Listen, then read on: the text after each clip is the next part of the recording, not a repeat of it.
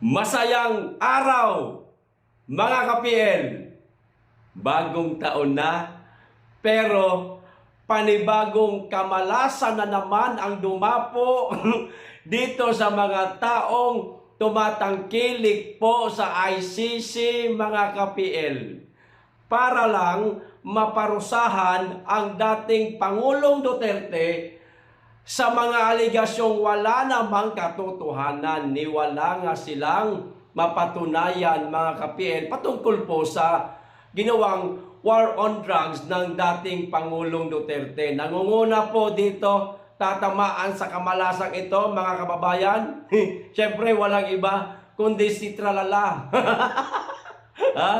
Pangalawa, etong mga bangag vlogger. Pangatlo, itong mga politiko na gustong papasukin ang ICC sa ating bansa kahit na wala namang jurisdiction, tila magsisiiyakan sila ngayon dito, mga kababayan. At eto nga, kagabi pa po itong balitang ito Kaso masyadong gabi na para i-content ko, kaya minabuti kong ngayon na lang. Nang sa ganun, lahat po kayo gising, walang tulog. Si President Donald Trump, mga kababayan, abay, magbibigay po ng matinding kaparusahan sa mga taga-ICC. O, paano na yan? Taob na naman ang ICC niya. Ito po ang buong balita, mga ka-PL.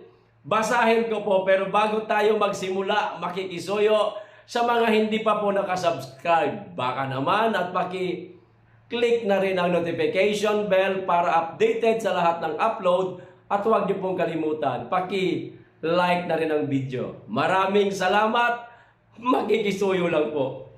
Ang ganda ng pasok sa atin ng bagong taon, mga kababayan, pero sa mga pulangaw, sa mga vlogger, kay Trililing, masakla. Ito, ilalagay ko dyan. Mula po ito sa memo o sa Middle East Monitor, mga kababayan. Ang sabi, Trump will impose sanction on ICC. Ayan na. Ito po ang ilan sa mga balita, mga kababayan. US President-elect Donald Trump plans to impose devastating sanctions against the International Criminal Court o ICC. Boom! In The Hague, immediately after taking office, Israel Hayom newspapers reported, citing informed sources.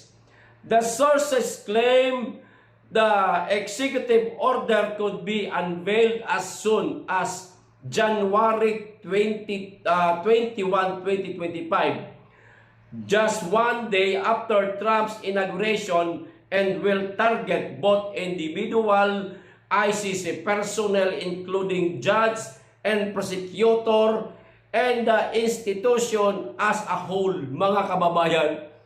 Lahat po ng mga taga-ICC abay paparusahan ni President Donald Trump. Pikat ulit.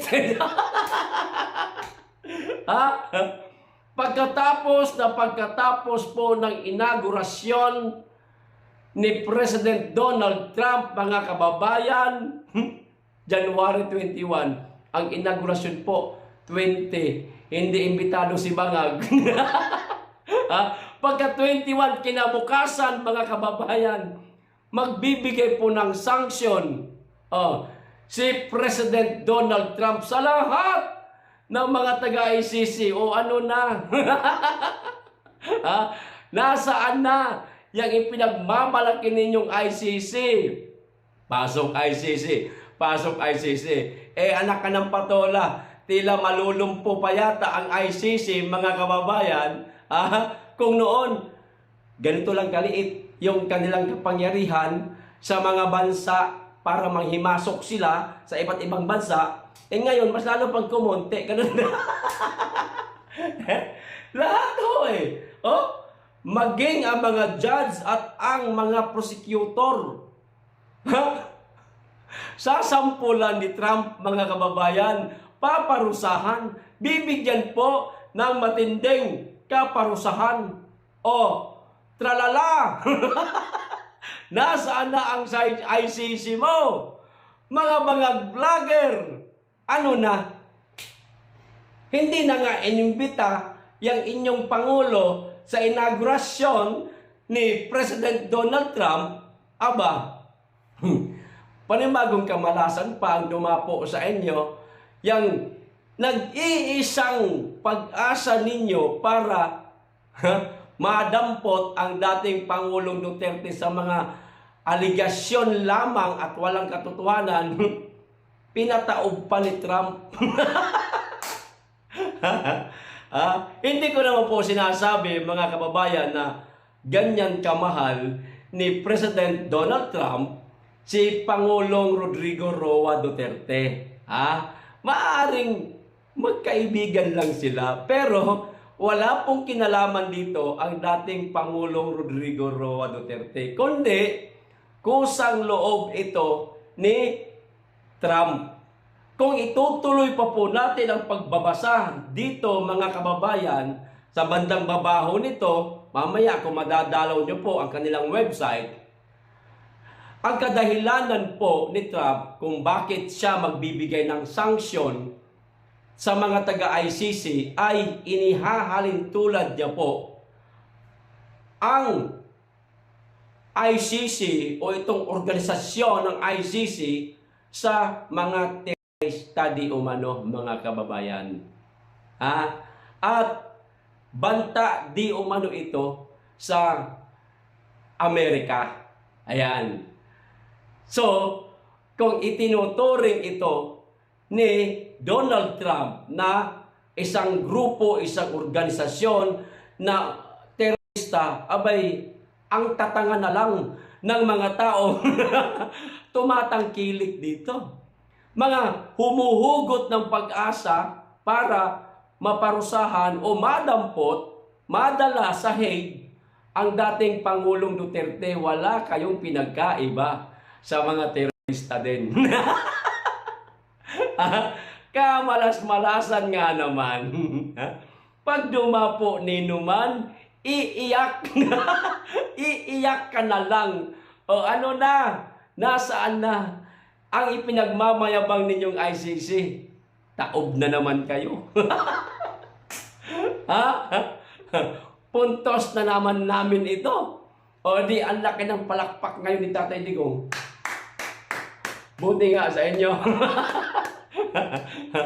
Wala na ang ICC ninyo. Itataob na ni President Donald Trump, mga kababayan. Ayos ba sa ating mga ka-DDS dyan? Okay ba? Masaya kayo? O paki-comment naman po kung naging masaya kayo. O dito naman po tayo sa pangalawang pag-uusapan natin, mga kababayan.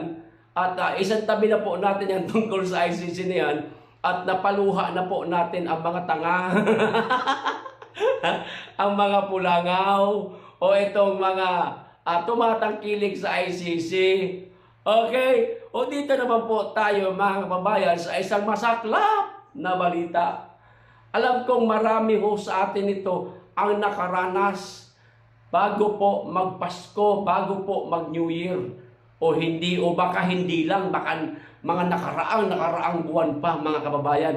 Itong napakamamahal po na bilihin. Ito po ang video ay gaganto ko lang at mahirap na baka makapiright ho tayo, mga kababayan.